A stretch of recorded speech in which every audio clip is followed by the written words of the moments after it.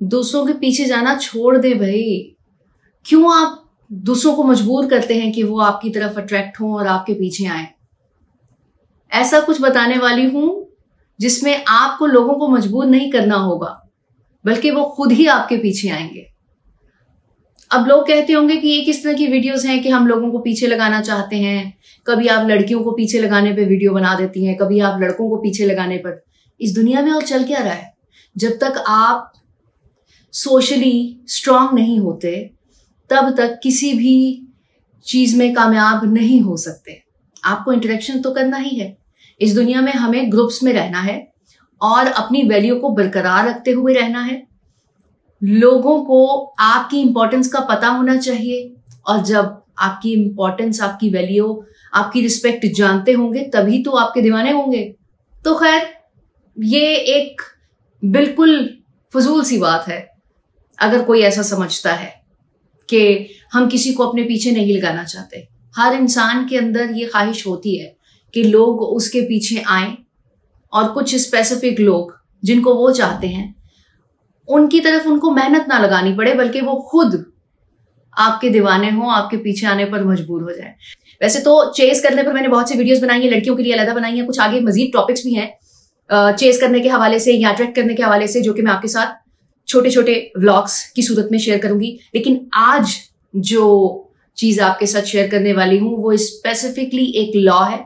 Law of attraction हर कोई जानता है। उसकी सबसे पहले थोड़ी सी डेफिनेशन बताऊंगी, उसके बाद हम बात करेंगे कि हम कौन से फॉर्मूले के तहत काम करते हैं जब लोग हमारे पीछे आते हैं। ये एक ही फॉर्मूला है जो कि अप्लाई करना है, अपनी लाइफ में शामिल करना है और उस पैटर्न को फॉलो करते रहना है मुस्तकिल मिजाजी के साथ, ताकि लोग आपको चेज करने पर मजबूर हो जाएं।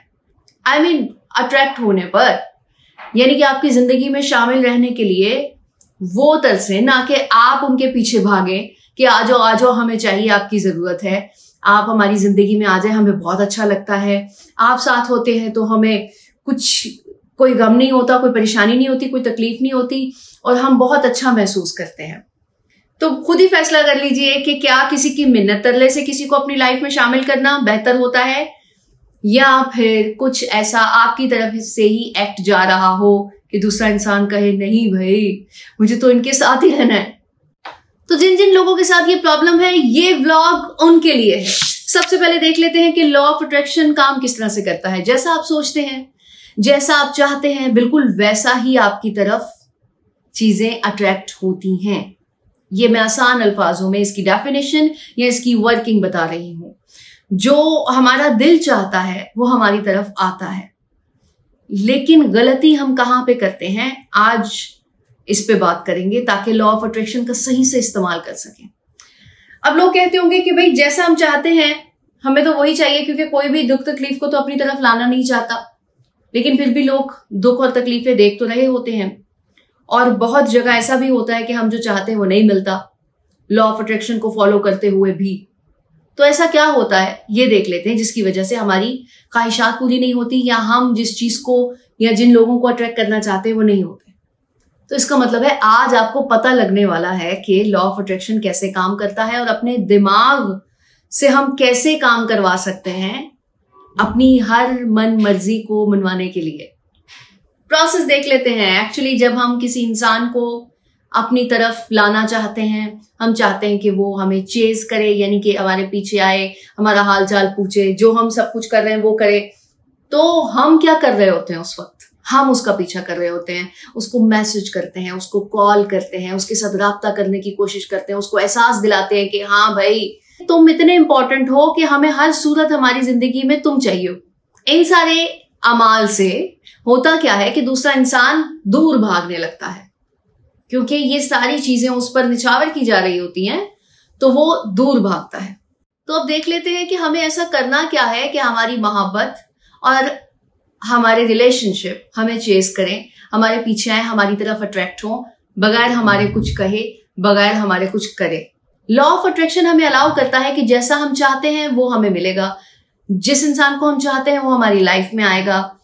तो हमारे रिलेशनशिप वैसे क्यों नहीं होते और हमारी तरफ अट्रैक्ट क्यों नहीं हो रहे होते? क्योंकि हम उनके साथ सब कुछ अपोजिट कर रहे होते हैं। जब आप किसी को चेस करते हैं तो आप लो वाइब्रेशन फ्रीक्वेंसी क्रिएट करते हैं।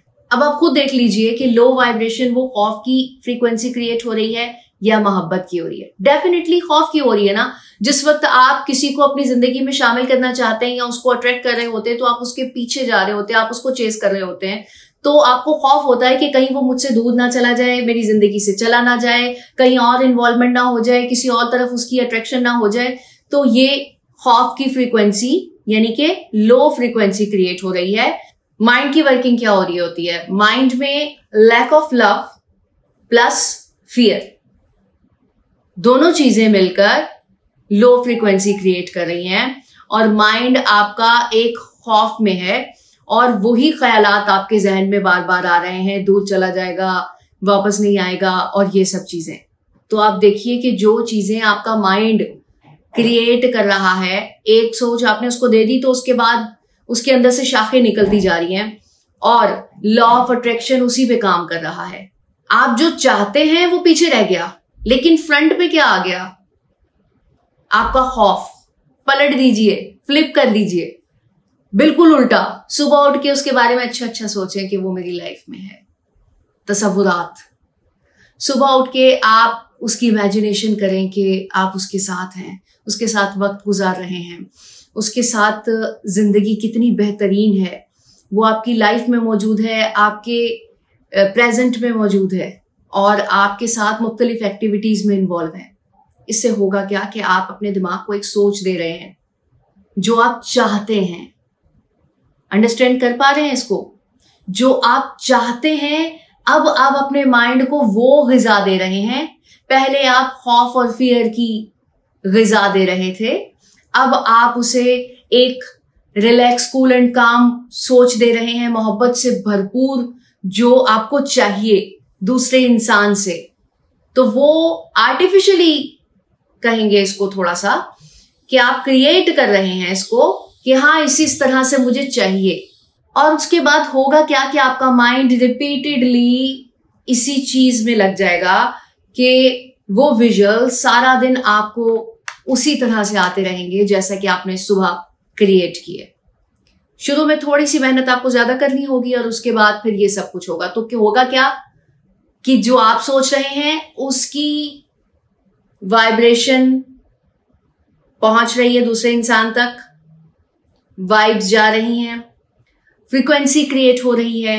फिर लॉ ऑफ अट्रैक्शन सही तरीके से वो काम करेगा जो कि आप चाहते हैं।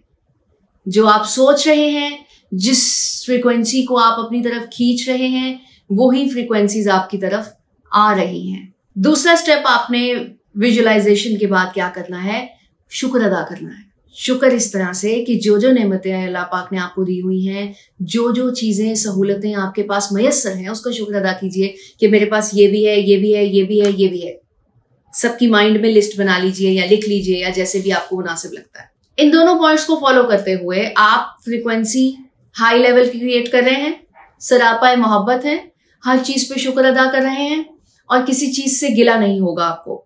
जब आप अपनी नेमतें गिनने लगेंगे ना, तो जो महरूमियां होती हैं वो पसे पुष्ट रह जाती हैं और दूसरे इंसान को जैसा आप सोच रहे हैं वैसी ही फ्रीक्वेंसी आपकी तरफ अट्रैक्ट होने लग जाएगी और सारी कायनात उस इंसान को आपसे मिलाने में लग जाएगी। ये फिल्मी डायलॉग है लेकिन मेरे जहन में बस बैठा हुआ है तो इसलिए मैंने आपके साथ शेयर किया।